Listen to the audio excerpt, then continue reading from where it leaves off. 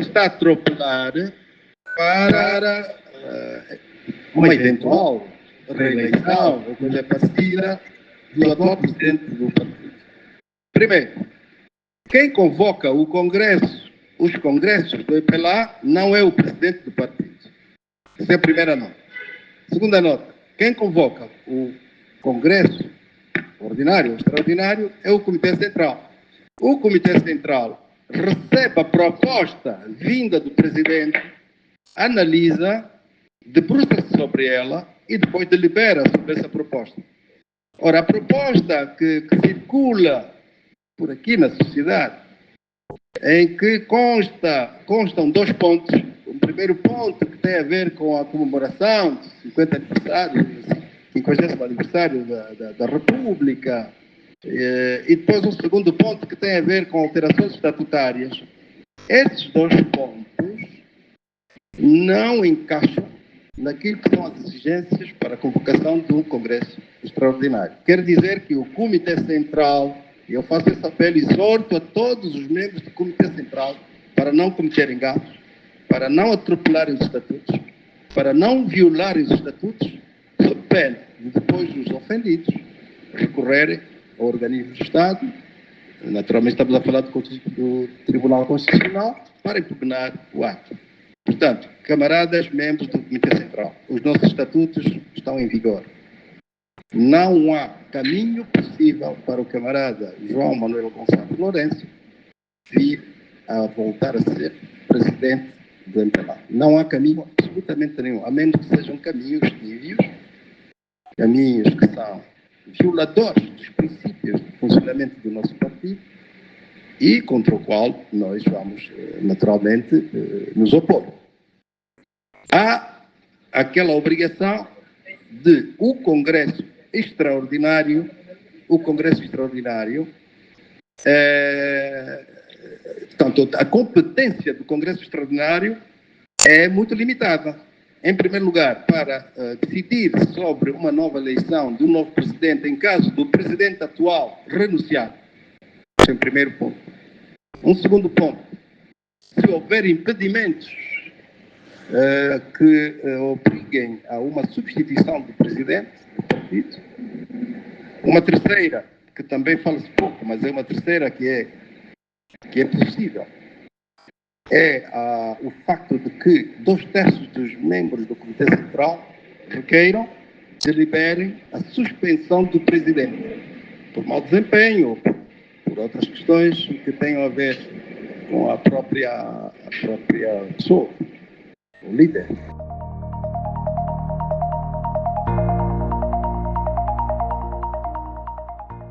Que os tais assuntos urgentes e inadiáveis que constam no artigo 78, acho que 77, 76 dos estatutos, não permitem que se faça nesse Congresso Extraordinário, se tomem decisões relativamente a esses 2 pontos. Eu quero aproveitar também, tenho pouco tempo para fazer, dizer que eu tenho estado a acompanhar agressões muito feias contra militantes nossos que manifestaram, de uma maneira ou de outra, algum interesse em participar dessa festa da democracia que deve decorrer em 2026. O camarada Landó, o camarada Higino Carneiro, estão a ser muito fustigados pelo simples facto de estão a ser de forma injusta, pelo simples facto de pretenderem também concorrer ao cargo de presidente do MPLA. O cargo de presidente do MPLA está previsto nos nossos estatutos que os militantes que reúnam e tenham interesse em se candidatar ao cargo máximo do nosso partido possam fazê-lo sem pressões. Eu estou a fazê-lo desde 2021. Há muita pressão, de facto há muita pressão. Agora está-se a criar aqui um ambiente que seja favorável à continuidade dos órgãos de direção do partido. E eu devo dizer que a liderança do MPLA vai esgotar em 2026. Nós vamos apresentar uma ou outra proposta, vamos apresentar outras ideias, outros rostos, outros camaradas, pessoas que estão identificadas com a causa do povo angolano, que vêm conosco lutando para que o partido se torne um partido democrático. E, portanto, sendo cessantes, eu queria apelar a todos os membros que estão nessa condição, quer no secretariado do Bureau Político, quer no Bureau Político, no Comitê Central. Vós sois dirigentes em condição. Não pode concorrer ao cargo de presidente do MPLA.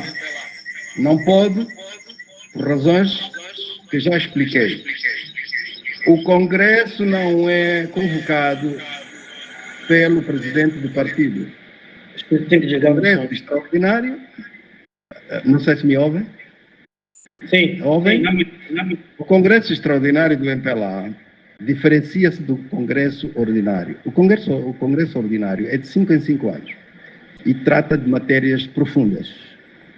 O Congresso extraordinário não tem competências para decidir sobre a reestruturação democrática do MPLA. Ou seja, essa arquitetura democrática que o MPLA hoje conquistou, nós conquistamos esse direito à democratização interna do MPLA.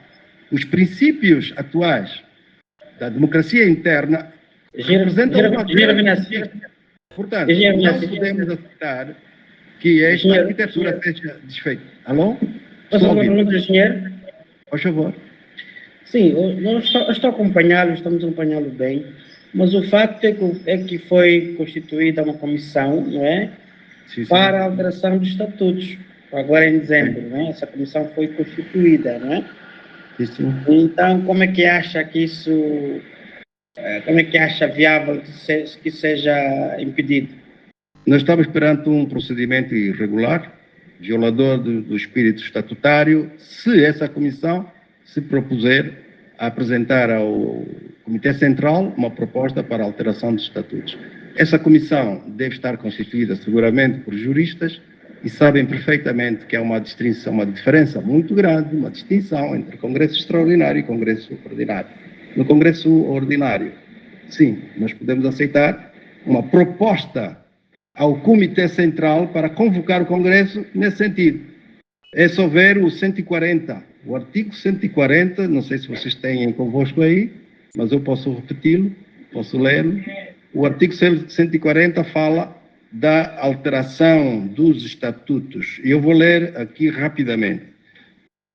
Artigo 140, 140º. Revisão dos estatutos. Os presentes estatutos só podem ser alterados pelo Congresso. Estamos a falar do Congresso Ordinário. E mais, e vai mais longe. Para diferenciar do Congresso Extraordinário, ele vai mais longe. Dizem os estatutos. Por deliberação da maioria qualificada de 2/3 dos delegados. Ora, no Congresso Extraordinário admite-se apenas a maioria absoluta. Meus caros, eu espero que os juristas que compõem essa comissão possam ser sensatos, honestos e que não violem os preceitos estatutários, porque nós vamos impugnar. Nós estamos a trabalhar, eu acabo de chegar do estrangeiro, tive muito tempo lá fora e não me reuni ainda com a minha equipa de trabalhos para vermos essas questões mais candentes. Mas nos próximos dias nós vamos ter uma reunião importante e vamos fazer chegar à direção do partido as nossas observações. Se houver uma proposta elaborada por quem quer que seja remetida ao Comitê Central para que esses 2 pontos sejam discutidos no Congresso Extraordinário, nós vamos impugnar. Porque eles não têm dignidade para um Congresso Extraordinário. Nem sequer... Vejam, as comemorações dos 50 anos da independência, isso pode-se fazer no princípio do ano, pode-se fazer um ano depois, um mês depois, depende das condições técnicas e financeiras que nós tivermos para realizar as ações logísticas, etc. Portanto, isso está fora, não é? Isso não é nem urgente, nem inadiável. Temos a alteração dos estatutos. Para que é que nós vamos alterar os estatutos? Essa é a minha pergunta. Para fazer o quê?